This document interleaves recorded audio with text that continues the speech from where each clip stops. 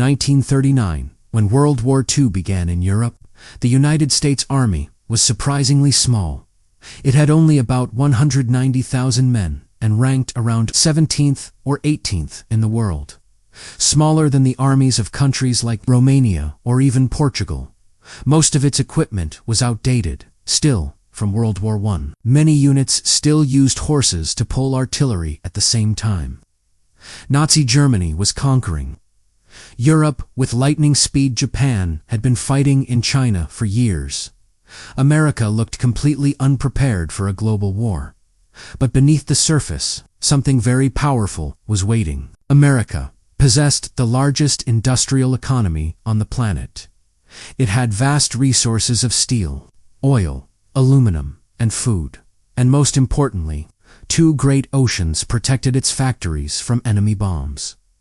President Roosevelt called America the arsenal of democracy. After Pearl Harbor in December 1941, that arsenal woke up. What happened next changed the course of the war forever.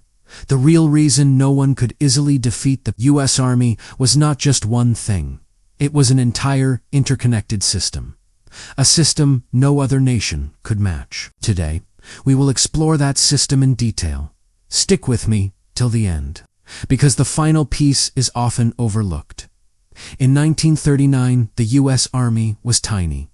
By 1945, it had grown into a force of over 8 million soldiers. That growth did not happen by accident. It required massive planning, training, and above all, industrial power. Let us first look at the industrial avalanche that no enemy could stop.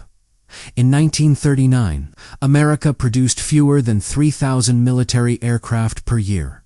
By 1944, that number had jumped to over 96,000 planes in a single year. Total aircraft production during the war reached almost 300,000. Tank production totaled nearly 90,000. They built over 190,000 artillery pieces and more than 2 million trucks. The famous 2.5-ton truck became the backbone of Allied mobility. Shipbuilding was even more astonishing.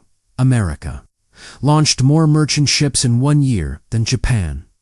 Built during the entire war, by 1945, the U.S. Navy had almost 7,000 ships, including nearly 100 aircraft carriers. Half of all the world's wartime industrial output came from American factories. This production fed not only American troops, but also Britain and the Soviet Union, through Lendash, Lease, German, and Japanese. Factories could not compete. They faced constant bombing and severe shortages of raw materials. American factories operated safely behind the oceans. Women joined the workforce in huge numbers. Rosie the Riveter became a national symbol. Car. Companies like Ford and General Motors switched completely to war production. One B-24 bomber rolled out of Ford's Willow Run plant every single hour at its peak. This was not just quantity, it was quality, combined with overwhelming quantity. That combination created a firepower advantage that crushed enemy attacks. When German soldiers ran low on ammunition and fuel, American forces could call down 10 times more artillery shells. This industrial might was the first pillar of American strength. But production alone is useless without delivery. That brings us to the second pillar, logistics. The United States developed the most sophisticated supply system in military history. They moved millions of men and billions of tons of supplies across 2 vast oceans. Every American division needed thousands of tons of supplies, every single day. Food, fuel, ammunition, spare parts, and medical equipment. The Army Service Forces made it happen with remarkable efficiency. They built fuel pipelines across Europe. After D-Day, they created the famous Red Ball Express. Truck convoys, racing supplies to the front lines. In the Pacific, they used floating supply bases and massive amphibious fleets. No other army could project and sustain power at this scale. German forces still relied heavily on horses for transport. Japanese troops in the Pacific often starved when their supply lines were cut. American logistics allowed units to keep fighting, even when cut off temporarily. It enabled rapid reinforcement and the strategy of overwhelming force. Logistics turned industrial production into real battlefield power. Now let us talk about how they actually fought. The third pillar was combined arms. Doctrine: American forces learned to fight as an integrated team. Infantry, tanks, artillery, and air power worked together seamlessly. Infantry rarely advanced alone into enemy fire. They moved under a protective curtain of artillery shells. Tanks provided mobile firepower and cover. Fighter bombers attacked enemy positions just ahead of the troops. Engineers cleared mines and built bridges on the move. Early in the war, mistakes were made. In North Africa, at Kasserine Pass, American troops suffered a sharp defeat against Rommel. Inexperience and poor coordination showed clearly, but the Americans learned very quickly from every mistake. By the time of the Normandy invasion in 1944, coordination had improved dramatically. On D-Day and afterward, Allied air supremacy was total. Over 13,000 planes supported the landings. German tanks and reinforcements were pounded from the air before they could counterattack. During the Battle of the Bulge, in winter 1944, Hitler launched his last major offensive. German forces broke through initially in the Ardennes, but once the weather cleared, American artillery and air power devastated the attackers. Supplies and fresh troops flowed in rapidly. The Bulge was sealed and pushed back. This doctrine emphasized flexibility and small unit initiative. Officers were encouraged to adapt on the spot, while German forces were often excellent at the tactical level. They could not match the scale of American coordination and resources. The fourth key element was manpower and training. America raised a massive citizen army of ordinary men. Factory workers, farmers, students, and clerks answered the call.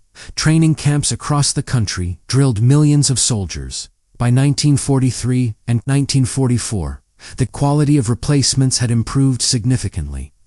American soldiers were supported extremely well. They received good food, regular medical care, and penicillin when wounded. Rapid evacuation saved countless lives. A high percentage of troops were in support roles. The famous tooth-to-tail ratio.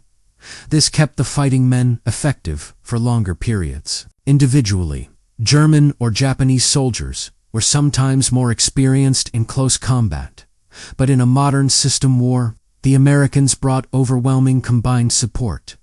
A single German machine gun position that pinned down infantry would soon face accurate artillery, tanks, or airstrikes. In the Pacific jungles and islands, the same advantages applied. Naval gunfire, air support, and flamethrowers helped overcome fanatical Japanese defenses, island by island. The advance continued. Perhaps the greatest American advantage was adaptability. They learned faster than any other major power. After early setbacks in North Africa and heavy losses at Tarawa, tactics and equipment were improved rapidly. New technology helped to dot superior radios. Better radars and proximity fuses made artillery far more deadly. The Manhattan Project and the atomic bomb represented the ultimate combination of science and industry. Germany developed advanced jets and rockets, but could never produce or fuel them in sufficient numbers. Japan fought with incredible bravery, but was outmatched in material and logistics. So what was the real reason no one could easily defeat the U.S. Army in World War II? It was never just one factor. It was the complete system, working together, an industrial base that outproduced the entire world, a logistics network that delivered that power anywhere on the globe, a combined arms doctrine that multiplied every soldier's effectiveness, a citizen army that scaled up rapidly while learning from its mistakes, and a nation protected by geography, united in purpose, and willing to mobilize its full strength. The Soviets carried the heaviest fighting on the Eastern Front. Britain and other allies fought with great courage from the beginning, but American power provided the momentum and the material that made total victory possible. In the end, it was a contest between systems, and the American system proved best suited for the demands of modern total war. That is why, from the beaches of Normandy to the islands of the Pacific, the U.S. Army became nearly impossible to stop.